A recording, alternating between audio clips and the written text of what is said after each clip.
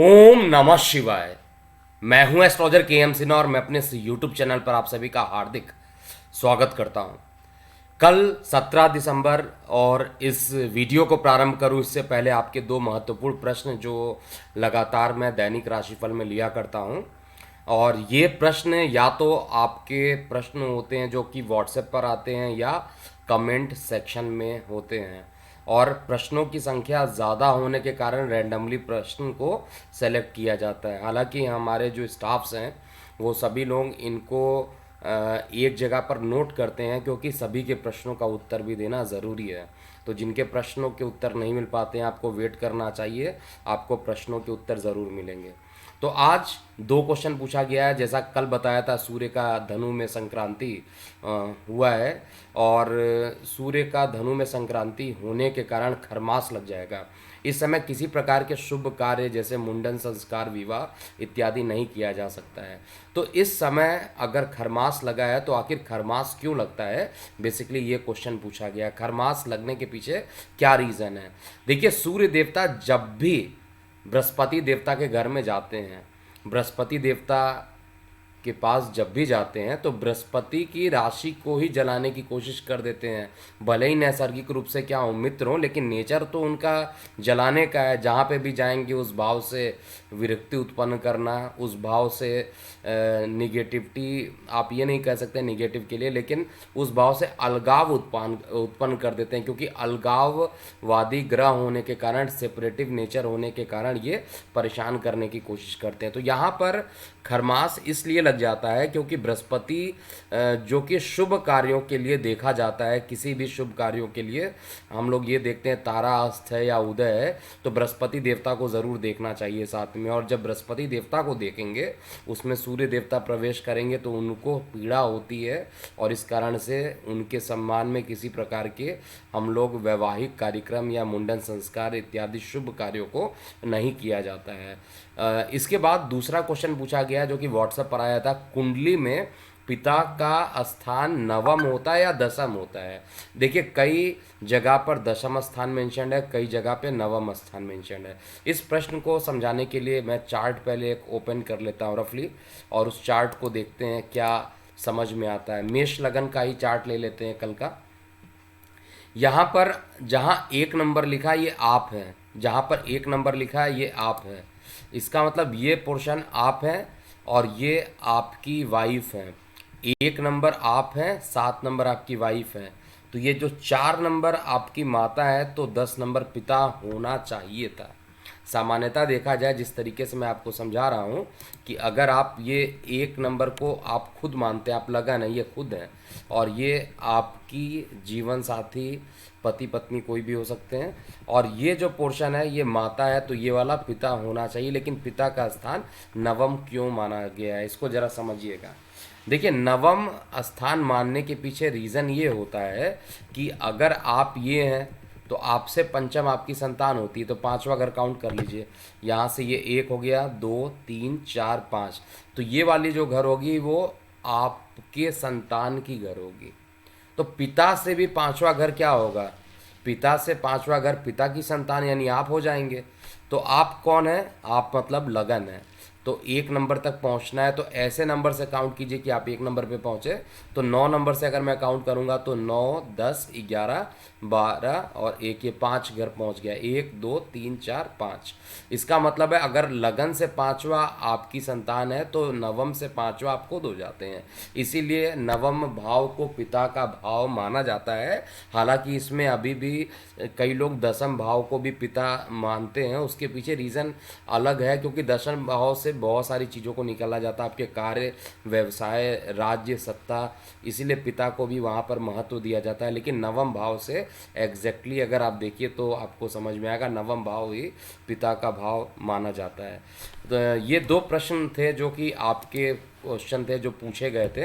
अब हम कल का पंचांग ओपन करते हैं। कल चंद्रमा की स्थिति कहाँ पर रहेगी और क्या रहेगा, तो उसको हम ओपन करते हैं। तो सबसे पहले कल का पंचांग देखिए। कल 17 दिसंबर है, कृष्ण शुक्ल पक्ष चतुर्दशी है, रवि योग है, यम घंट योग का निर्माण भी हो रहा है, रोहिणी नक्षत्र में चंद्रमा का प्रवेश रहेगा, साध्य योग बन रहा है, करण गर करण रहेगा और पश्चिम दिशा में दिशा शूल रहने वाली है। इसके अलावा प्रातः 10:30 से लेकर 12 बजे का टाइम जो रहेगा राहु काल का रहेगा। और किसी भी महत्वपूर्ण व्यवसाय को प्रारंभ नहीं करना चाहिए कल, क्योंकि खरमास भी प्रारंभ हो चुका। केवल अपनी दिनचर्या को ही करें और कुछ गुप्त विद्याओं को, जैसे शास्त्रों को पढ़िए जिसमें धार्मिक चीज़ों के बारे में लिखा गया है। ऐसी विद्याओं को अगर आप पढ़ते हैं तो आपके लिए अच्छा बीतेगा। तो पंचांग के बाद अब आपके चार्ट और आपका राशिफल स्टार्ट करते हैं।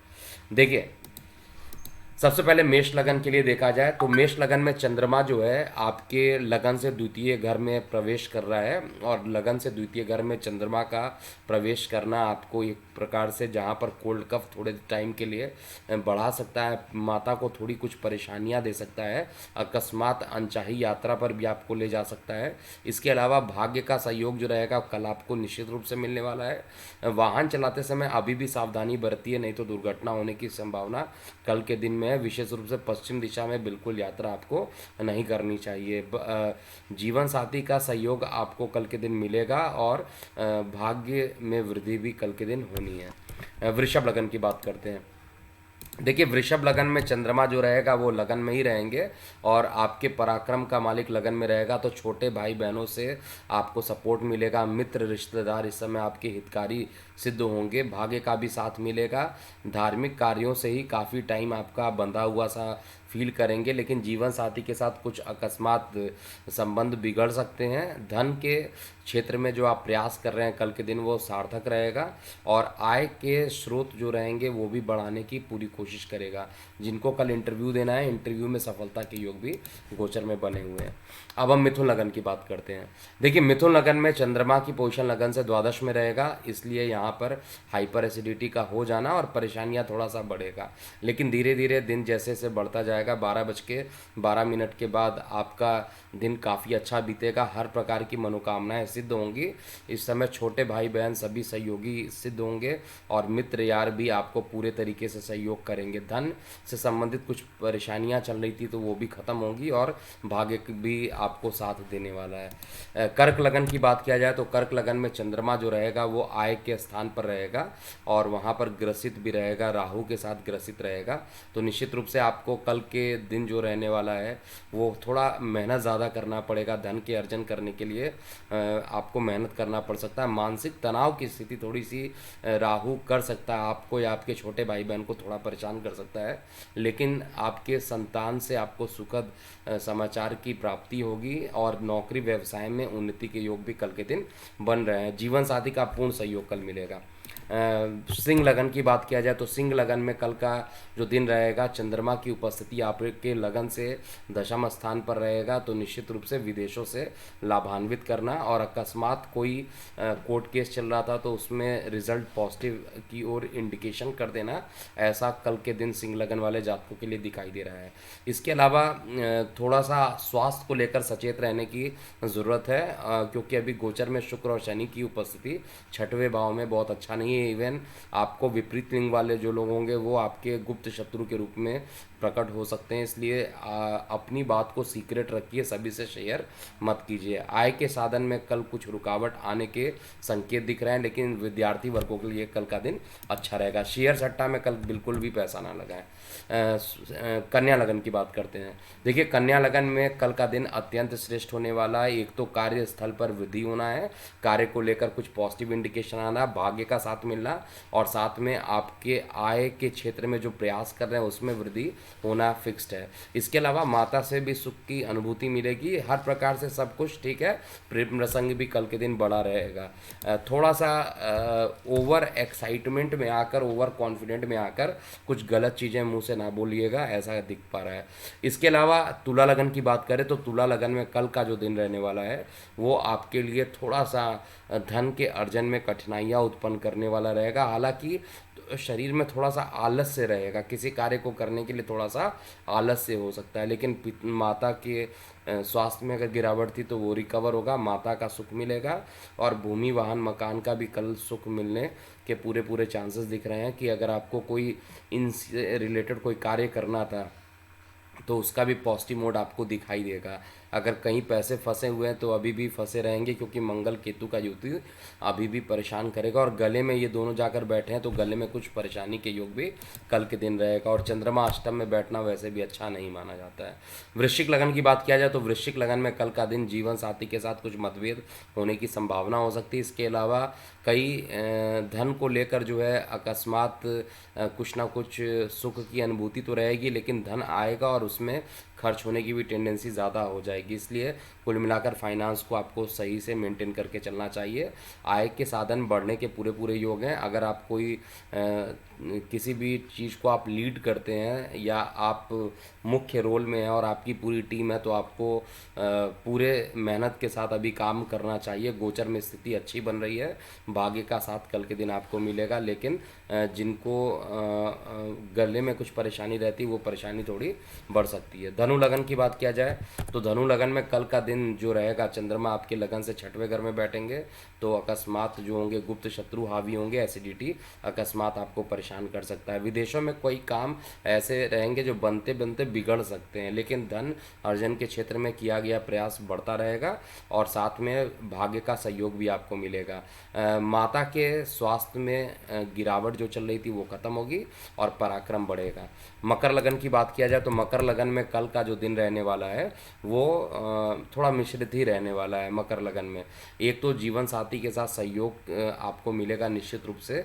जिनके प्रेम प्रसंग चल रहे थे उनके प्रेम प्रसंग में अकस्मात कोई टकराव आ सकता है, इस चीज़ का थोड़ा ध्यान दीजिएगा। कुछ सेपरेटिव चीज़ें कल के दिन मैं देख पा रहा हूँ। इसके अलावा धन जो रहेगा वो बढ़ेगा, धन के बढ़ने का संकेत पूरे तरीके से दिख रहा है। जो लोग ऑनलाइन काम करते हैं, जो लोग विदेशों में काम करते हैं, वहाँ पर धन योग बन रहा है। अकस्मात यात्राओं के भी कल योग रहेंगे। कुंभ लगन के लिए बात किया जाए तो कुंभ लगन में कल का जो दिन रहने वाला है वो आपके लिए माता के पॉइंट ऑफ व्यू से, भूमि के पॉइंट ऑफ व्यू से और मकान के पॉइंट ऑफ व्यू से थोड़ा मिश्रित परिणाम देने वाला है। भूमि वाहन में आपको अच्छा परिणाम मिलेगा, लेकिन माता के स्वास्थ्य में कुछ गिरावट देखने को मिल सकता है। और जो लोग कोलेस्ट्रॉल जिनका बढ़ा हुआ है उनको हार्ट से रिलेटेड कुछ परेशानियां भी अकस्मात उत्पन्न हो सकती है कल के दिन, थोड़ा ध्यान दीजिएगा। और इस समय गुप्त शत्रु आप पर हावी रहेंगे, इसलिए किसी भी प्रकार के आप रिस्की कार्य को करने से बचिएगा। धन के क्षेत्र में जो प्रयास रहेगा वो काफ़ी मेहनत के बाद वो पूर्ण हो जाएगा और भाग्य का साथ भी मिलेगा।